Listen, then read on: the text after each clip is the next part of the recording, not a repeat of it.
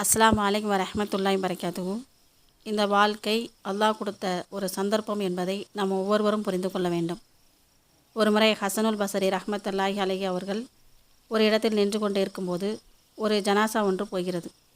அப்போது அவருக்கு பக்கத்தில் இருந்த ஒருவர் இவரிடம், அல்லாஹ் இப்போது உயிரை கொடுத்தால் இனிமேல் இவர் இந்த உலகத்தில் நல்லவராக இருப்பாரா இல்லை கெட்டவராக இருப்பாரா என்று கேட்கிறார்.